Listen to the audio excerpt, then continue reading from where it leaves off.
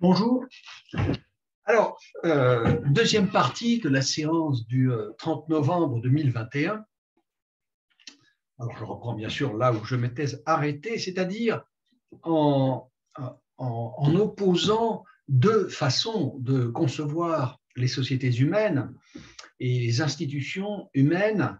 La première, celle de nos révolutionnaires, de nos constituants de 1789, et qui consiste à se représenter la société comme, certes, procédant d'une histoire, d'un processus de longue durée dont nous avons reçu l'héritage, mais comme devant être, ces sociétés humaines, ces institutions, comme devant être pensées et, il faut même dire, refondées à partir d'un projet fondé sur, enraciné dans des convictions relatives à ce qu'est l'humain, à ce que doit être par conséquent l'organisation que les humains se donnent pour vivre ensemble. À cette conception qu'on peut appeler peut-être artificialiste des institutions humaines, s'oppose une conception qui pourrait être qualifiée par opposition de naturaliste, au sens où les institutions, pour cette conception, ne peuvent procéder que du mouvement naturel, du mouvement spontané des réalités humaines. C'est en particulier la conception qui est défendue par les penseurs contre-révolutionnaires qui, immédiatement après que se sont produits les événements révolutionnaires, vont se dresser contre l'idée que les sociétés humaines puissent être organisées en fonction d'un projet rationnel. Et c'était donc la formule de Joseph de Maistre qui affirmait que les institutions humaines ne pouvaient être que le résultat de ce qu'il appelle le patient travail des siècles. Alors, à quoi les révolutionnaires répondent que ce que le patient travail des siècles nous a légué, c'est précisément le despotisme, et qu'une exigence fondée dans la nature des choses exige d'en sortir, d'en faire table rase et de construire autre chose à la place. Alors, que s'agit-il pour les révolutionnaires de 89 et les constituants qui rédigent la Déclaration des droits de l'homme? Que s'agit-il pour eux de construire? Je vais répondre à cette question, mais pas avant d'avoir signalé évidemment ce qu'il y a d'absolument décisif, crucial et fondamental dans l'opposition, donc dans le problème que nous pose l'opposition que je viens de mentionner. Très grand problème que de savoir quelle est la part, quelle peut être la part de l'initiative humaine dans la formation des institutions sociales, juridiques et politiques. C'est un problème qui se pose d'une certaine façon toujours à nous aujourd'hui. Je n'ai pas du tout l'intention de le traiter, donc je reviens à la question par laquelle je terminais. Que s'agit-il de bâtir aux yeux des constituants, des déclarants de la déclaration de 89? Que s'agit-il de bâtir et quel est leur plan? Alors, c'est ici que nous allons voir advenir cette notion de liberté comme droit naturel. Et donc, j'en fais le sous-titre de la section que je commence maintenant de développer, la liberté comme droit naturel. Nous avons précédemment montré comment, pour les constituants, la liberté était un fait de nature. Eh bien, il va s'agir de montrer comment ce fait de nature peut se convertir en droit naturel. Alors, lisons l'énoncé de l'article 2 de la Déclaration. Le but de toute association politique est la défense des droits naturels et imprescriptibles de l'homme. Le but de toute association politique est la défense des droits naturels et imprescriptibles de l'homme. Ce qui est important dans cet énoncé, c'est l'adjectif « toute », le but de toute association politique. Il est évident qu'une association commerciale, un club, un syndicat, un parti, une organisation religieuse ont toujours des buts particuliers, des buts ordonnés aux intérêts ou au goût ou aux affinités des membres qui constituent cette association. Ce que déclare la déclaration de 89, c'est que lorsqu'il s'agit de l'association politique, c'est-à-dire des institutions humaines et à terme d'un État, les buts ne peuvent plus être particuliers. Les mêmes buts doivent valoir universellement pour toutes les sociétés humaines. Cela veut dire que n'importe quel peuple d'êtres humains, n'importe quelle communauté d'humains, sur quelque territoire que ce soit, et à quelque époque que ce soit, dans quelque contexte culturel, historique, social que ce soit, eh bien n'importe quel peuple humain, lorsqu'il choisira de se doter d'institutions politiques, devra les subordonner au même but, à un seul et même but, la défense des droits naturels de l'homme. Il faut mesurer ce qu'a a priori de choquant une telle affirmation. Car enfin, au nom de quoi imposerait-on à des populations différentes, ayant des cultures différentes, parce que ces cultures sont issues d'une histoire à chaque fois particulière, et parce que ces cultures se sont formées dans ce qu'on appelait autrefois, au XVIIIe siècle en particulier, des climats différents, c'est-à-dire des environnements non seulement climatiques au sens étroit, au sens strict du terme aujourd'hui, mais des environnements géographiques, des environnements géologiques, des environnements de relief, d'hydrographie, de proximité ou d'éloignement, par exemple, par rapport aux mers ou aux montagnes. Comment exiger de populations aussi différentes qu'elles se dotent d'institutions identiques? Eh bien, c'est dans l'idée de nature que se trouve le fondement de cette exigence, justement. Sans doute, les humains diffèrent-ils au regard de la multiplicité des cultures au sein desquelles ils se sont organisés. C'est pourquoi, d'une nation ou d'une époque à l'autre, donc d'un lieu à l'autre également, leurs mœurs, leurs lois, leurs institutions seront forcément différentes. Cela, je pense que les révolutionnaires de 89 ne le contestent pas, ne le nient pas. Mais les principes de leurs organisations politiques respectives devront toujours être les mêmes, en vertu précisément de leur communauté de nature. Cette communauté de nature humaine, eh bien, définit une espèce de nécessité fondamentale sur laquelle pourront venir se greffer des contingences locales particulières, mais une nécessité que ces contingences ne pourront pas effacer et ne permettent pas, ne donnent pas le droit de négliger. Et au fond, c'est, je pense, ça, peut-être le cœur de l'idée de nature. Ce qu'il y a de plus fondamental dans cette idée si riche, hein, si diverse, si polysémique de nature, ce qu'il y a de fondamental, je pense que c'est cela, l'idée d'une nécessité primordiale, l'idée de quelque chose qui nous précède toujours et qui détermine le cadre à l'intérieur duquel et à partir duquel peuvent se déterminer plus ou moins librement tous nos projets humains.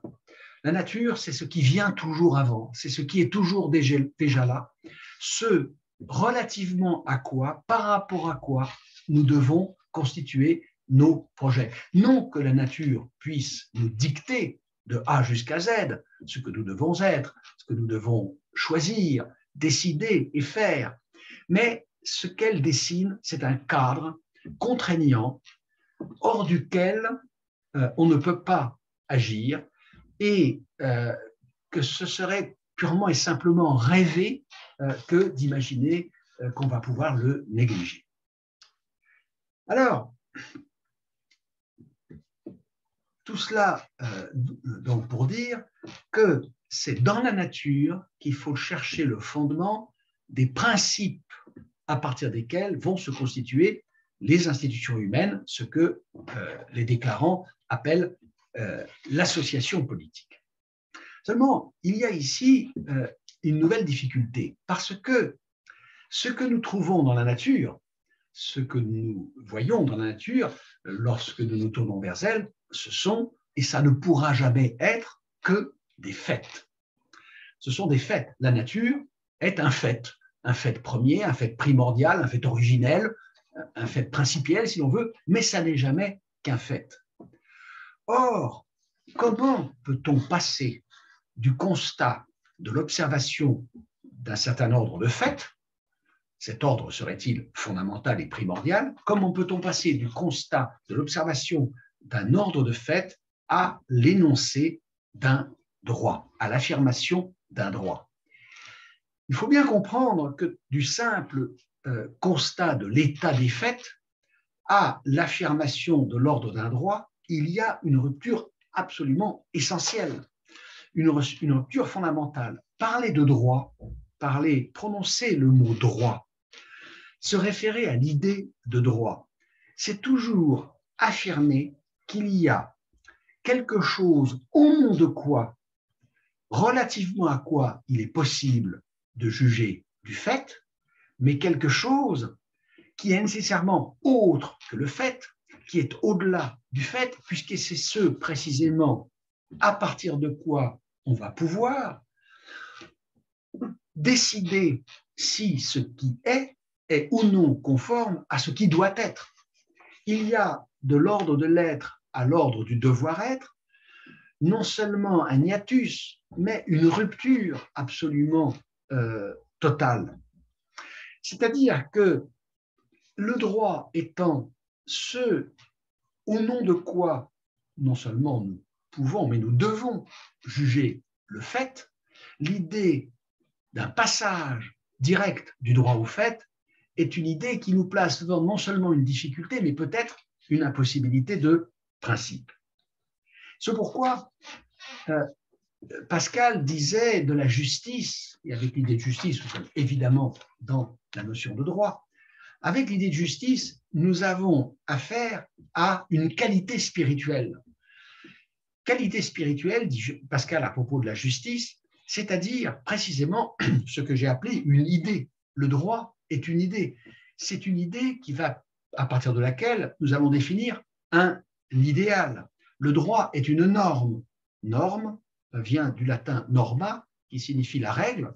C'est aussi bien l'objet à l'aide duquel on tire des traits bien droits que la règle qu'on applique, à laquelle on doit à laquelle on doit se soumettre. Et donc, cette idée du droit n'a de signification, n'a de sens, n'a de contenu que dans l'opposition, dans la distance entre l'être et le devoir-être. Et l'idée même du droit renferme en elle-même l'exigence de conformité de l'être au devoir-être. Dès lors que je me donne l'idée de ce qui doit être en droit, dès lors que je me donne l'idée même d'un droit, s'impose à moi l'impératif moral de convertir le fait en droit, ou du moins de rendre le fait aussi conforme que possible au droit, c'est-à-dire à ce qui doit être. Je cite un passage ici des Misérables de Hugo, encore une fois Victor Hugo, qui est un très grand penseur du droit. Faire, je cite, ouvrez les guillemets, faire pénétrer pacifiquement le droit dans le fait et le fait dans le droit, eh bien voilà, dit Hugo, le travail des sages. Faire pénétrer pacifiquement le droit dans le fait et le fait dans le droit, voilà le travail des sages. Et on peut dire que dans cette pensée de Hugo, il y a en effet une très grande sagesse. Faire pénétrer pacifiquement le droit dans le fait, c'est ce que je viens d'expliquer. L'idée même de droit est un appel à rendre le fait conforme au droit. Qu'est-ce que signifie faire passer le fait dans le droit? Eh bien, sans doute, dans l'esprit de Hugo, ceci, qu'un droit qui serait totalement étranger aux faits, à la réalité des faits, à la réalité des choses, à l'état présent des choses, au moment où l'on se préoccupe d'énoncer le droit, éventuellement de réformer le droit, eh bien, un droit qui ne prendrait pas en compte les évolutions de la société, les évolutions des mentalités, qui sont de l'ordre du fait, ne pourrait pas jouer son rôle de droit. Il ne pourrait pas assumer cette fonction de montrer ce que doit être le fait et donc assumer cette fonction de nous appeler à régler le fait sur le droit. Alors, comment résoudre cette difficulté? Eh bien, je pense que les déclarants de 1789 n'auraient pas vu une très grande difficulté dans cette question et nous auraient fait remarquer simplement ceci, que cette liberté dont la nature nous a offert de fait la possibilité en nous dotant de cette faculté qu'est la raison, puisque c'est la raison qui nous rend capables de déterminer la façon dont nous allons conduire notre existence. Eh bien, cette liberté dont la nature nous a offert la possibilité en nous faisant cadeau de la raison, eh bien, la nature en exige la garantie, en exige l'accomplissement. De quelle manière? Eh bien, par la puissance du conatus. La tendance inhérente par nature à chacun à persévérer dans son être constitue cette exigence de garantir la réalité et non pas simplement la possibilité de jouir de la liberté, c'est-à-dire de mettre en œuvre cette capacité que nous avons de diriger nos existences.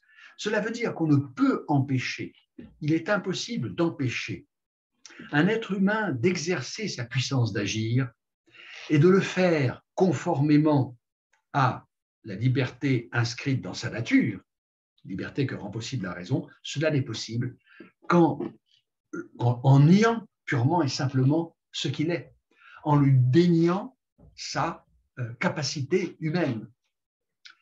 Et puisque les humains sont de toute façon, de fait, voués à exister socialement, voués à exister ensemble et à ne pouvoir exister que de cette façon, en collectivité, il faut bien assigner à cette collectivité un but. Et quel peut être ce but, sinon d'assurer, de garantir à chacun la possibilité d'être tout simplement ce qu'il est et de faire en fonction de ce qu'il est ce que non seulement il lui est possible de faire par cette faculté qu'est la raison, mais ce qu'il lui est nécessaire de faire compte tenu de sa tendance irrépressible en tant qu'être naturel à persévérer dans son être.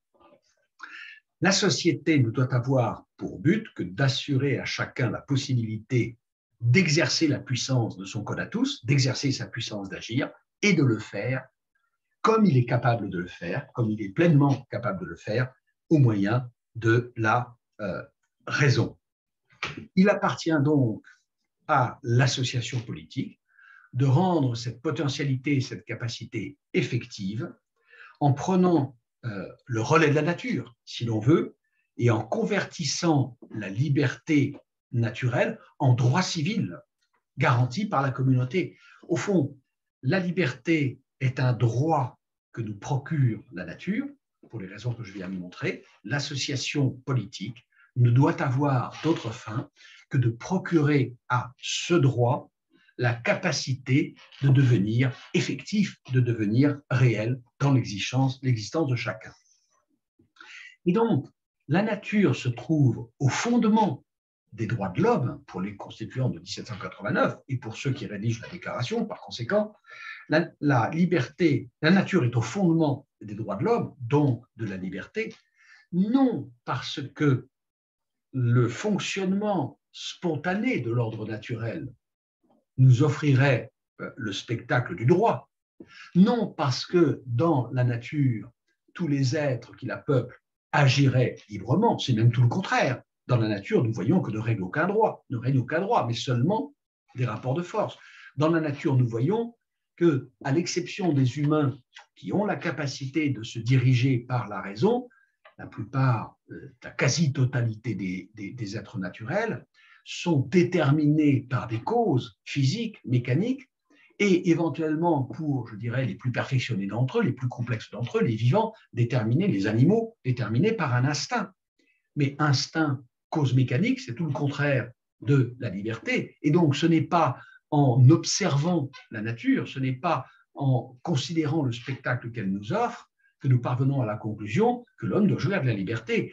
La nature dont il est question quand on nous parle de droit naturel de l'homme, donc inné, donc existant en nous dès la naissance, c'est notre nature, notre essence d'être animé d'une tendance à persévérer dans son être et de le faire conformément aux capacités que lui donne la raison. Et nous pouvons donc maintenant, nous allons pouvoir déterminer plus précisément cette idée de liberté que doit garantir l'ordre politique, l'ordre civil. Cela sera fait un peu plus loin dans la déclaration, à l'article 4 d'abord, qui donnera un contenu plus précis à cette notion de liberté, le pouvoir de faire tout ce qui ne nuit pas à autrui, ce sont les termes mêmes de la déclaration, et des précisions supplémentaires seront apportées aux articles 7 à 11, dans lesquels seront détaillées les différentes libertés, au pluriel, ce que nous appelons aujourd'hui les libertés, sur lesquelles la déclaration, sans s'étendre très longuement, donnera quelques précisions absolument essentielles. Liberté d'aller et venir, liberté de s'exprimer, de s'associer, de pétitionner, de manifester, liberté de professer une opinion religieuse ou de n'avoir aucune opinion religieuse ou de changer d'opinion religieuse. C'est tout cela qui sera précisé un petit peu plus loin dans la déclaration. Voilà, je pense, ce que voulait dire Hugo lorsqu'il affirmait, dans la citation dont je me suis servi au tout début pour commencer ce cours, lorsqu'il affirmait que la liberté, c'est le droit. La liberté, c'est le droit. Cela signifie que la conversion des droits naturels, de tous nos droits naturels, à commencer par ce droit à vivre libre, la conversion des droits naturels, eh bien, elle passe par l'institution de loi, par l'institution d'un droit, c'est-à-dire d'un système juridique, seul régime permettant d'organiser la coexistence, la cohabitation des libertés individuelles attachées à l'essence, à la nature humaine de chacun des êtres qui constituent l'association politique. Alors maintenant, nous pouvons nous tourner vers le deuxième terme de la devise, égalité, et nous demander de quelle égalité s'agit-il. Et donc, de même que j'avais intitulé le premier moment « Quelle liberté » ou « De quelle liberté s'agit-il » Eh bien maintenant, il s'agit de se demander à quelle égalité nous avons affaire dans la devise républicaine. Et ici, bien sûr, il va falloir continuer de suivre le propos de la Déclaration des droits de l'homme et du citoyen de 1789. Et de même que pour la liberté, nous rencontrons l'égalité comme un fait de nature. C'est par là que les choses vont commencer. Nous avons vu la liberté naturelle, car je répète, la liberté est maintenant acquise comme un droit naturel dont la protection doit être garantie dont l'exercice doit être garanti par l'association politique. Eh bien, de même que nous avons rencontré la liberté comme fait de nature, nous allons rencontrer l'égalité comme fait de nature. Si la liberté naturelle découle de la capacité présente en chaque humain de régler son existence comme il l'entend, il est bien clair qu'il suffirait que cette capacité, la raison, ne soit pas également répartie entre tous les humains pour que les moins bien lotis soient privés de leur liberté naturelle au bénéfice de ceux qui ont été mieux pourvus par la nature au point de vue de la raison. Donc, au bénéfice de ceux chez qui la raison est plus développée ou plus puissante. Alors ici, nous voyons que la liberté ne peut être assurée en chacun identiquement à autrui que sous la condition que la raison soit également distribuée entre les humains. Alors ici, les déclarants de 89 peuvent s'appuyer sur une tradition qui, elle aussi, est extrêmement ancienne puisqu'elle plonge certaines de ses racines dans l'Antiquité, une tradition qui est évidemment illustrée dans l'esprit certainement de tous les rédacteurs de la Déclaration par Descartes et la tradition cartésienne. On lit au tout début du discours de la méthode de Descartes que, je cite, « la puissance de bien juger et distinguer le vrai d'avec le faux, qui est proprement ce qu'on nomme le bon sens ou la raison, est naturellement égale en tous les hommes. » Je répète, la puissance de bien juger et distinguer le vrai d'avec le faux, qui est proprement ce qu'on nomme le bon sens ou la raison, est naturellement égale en tous les hommes. Et un disciple de Descartes, disciple dissident bien sûr, parce qu'en philosophie, comme dans d'autres domaines d'ailleurs, on ne fait pas de disciples sans faire des dissidents, mais Malebranche, cartésien, philosophe cartésien, écrit « La nature humaine », je cite, « la nature humaine est égale dans tous les hommes et faite pour la raison. La nature humaine est égale dans tous les hommes et faite pour la raison. » Ce qui veut dire que si la faculté, à l'aide de laquelle nous nous dirigeons dans l'existence, cette faculté qui est au fondement de la liberté naturelle de chacun, si la faculté à l'aide de laquelle nous nous dirigeons dans l'existence est égale en tous les hommes, aucun ne peut revendiquer le droit d'exercer une autorité sur son semblable. Nous trouvions, avant que ne surgisse même l'idée d'une déclaration des droits de l'homme, cette idée chez un philosophe anglais, Thomas Hobbes, H-O-B-E-S, chez Thomas Hobbes, nous trouvons cette idée dans le chapitre 13 du livre majeur de philosophie politique de Hobbes, qui s'appelle le Léviathan, pas seulement d'ailleurs de philosophie politique, parce que le Léviathan, ce livre propose une anthropologie, une politique et également une théologie. Au chapitre 13 du Léviathan, au début du chapitre 13, on lit ceci, et vous trouverez la citation sur le blog. « La différence d'un homme à un autre n'est pas si considérable qu'un homme puisse de ce chef réclamer pour lui-même un avantage auquel un autre ne puisse prétendre aussi bien que lui. » Ça, je crois, c'est la meilleure, la plus explicite, la plus claire des formulations du principe d'égalité tel que l'évoque, le mentionne la Déclaration des droits de l'homme et du citoyen. Je répète cette citation. La différence d'un homme à un autre n'est pas si considérable qu'un homme puisse de ce chef réclamer pour lui-même un avantage auquel un autre ne puisse prétendre aussi bien que lui. Hobbes n'ignore pas que chacun a tendance à s'attribuer en général davantage d'esprit que le voisin. Mais pour Hobbes, justement, je cite, « Cela prouve l'égalité des hommes sur ce point plutôt que leur inégalité. Car d'ordinaire, il n'y a pas de meilleur signe d'une distribution égale de quoi que ce soit que le fait que chacun soit satisfait de sa part. » Voilà. Ah, ça, c'est une formulation alors qui est à prendre certainement avec cum grano salis, comme dit l'expression latine, avec le grain de sel, c'est-à-dire évidemment avec peut-être quelques petites arrière-pensées.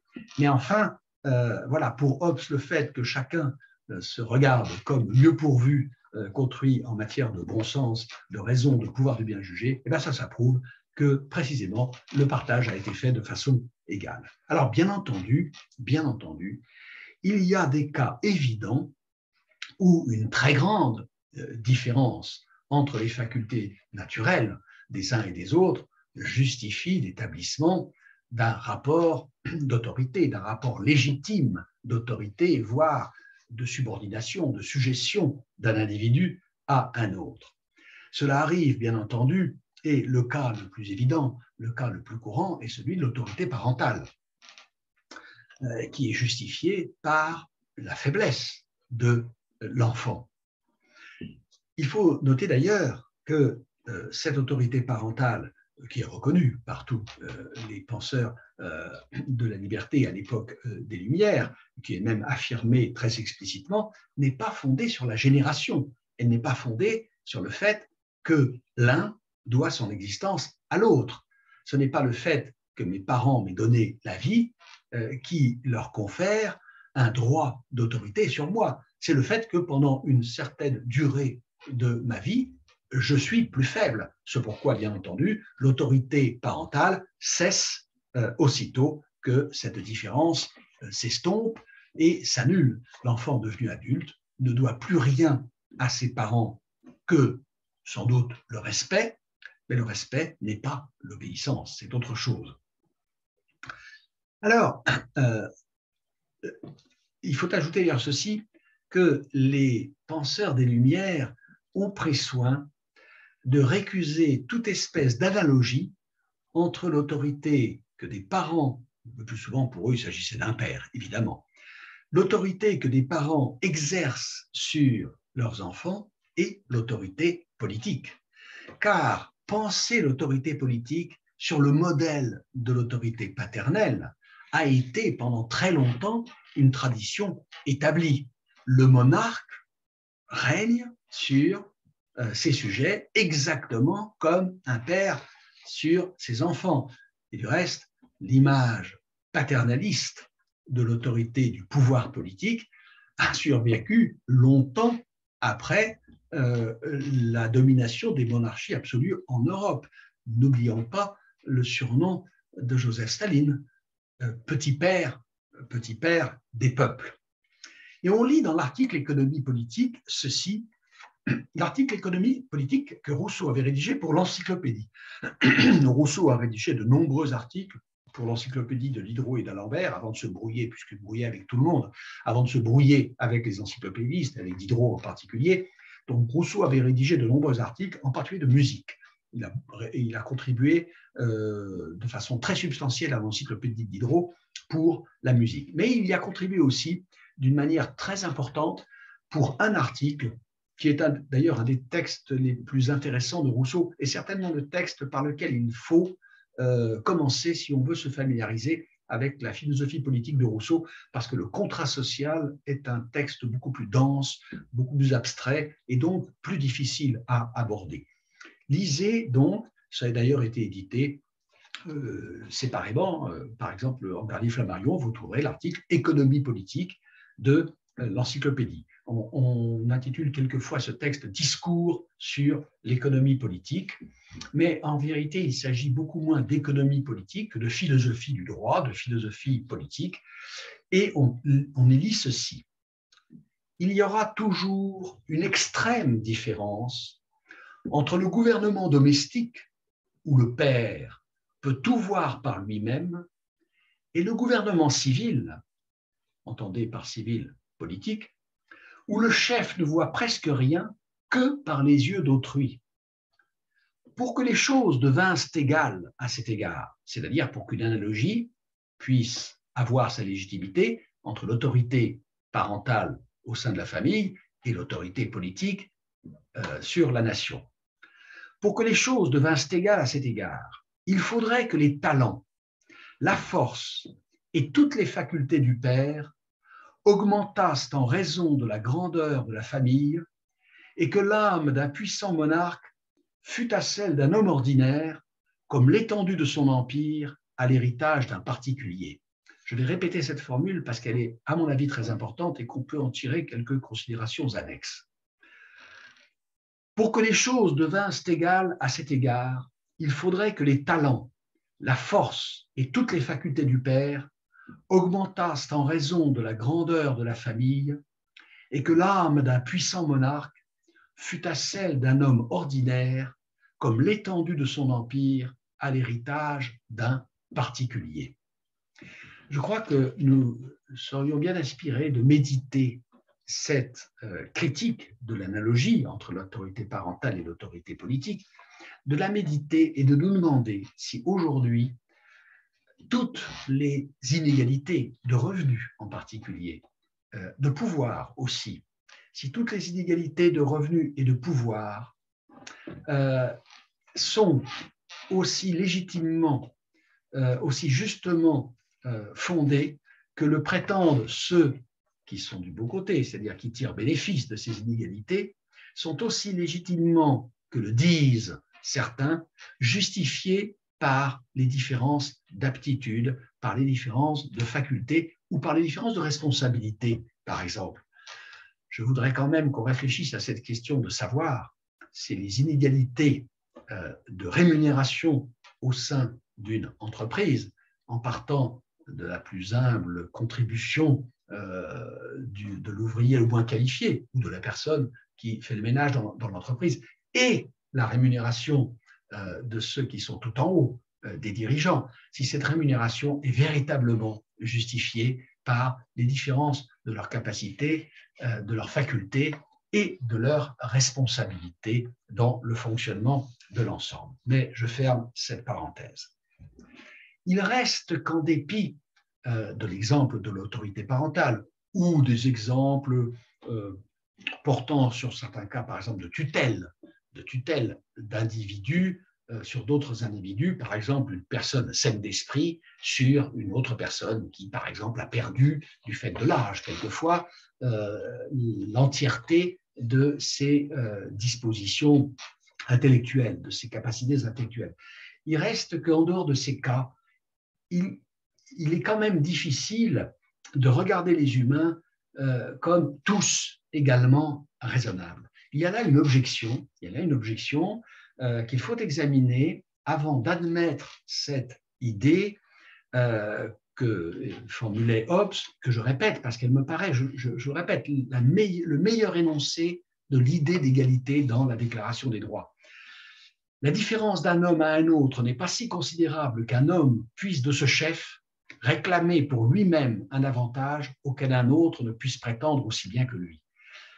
Il ne va pas de soi de considérer comme acquise une telle affirmation, c'est-à-dire de regarder les humains comme tous également raisonnables, comme tous suffisamment pourvus de raison pour que, au fond, aucun rapport légitime d'autorité ne puisse s'établir entre eux.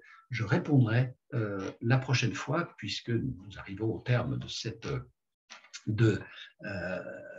cette séance, je répondrai la prochaine fois à cette question avant de poursuivre. Je vous remercie.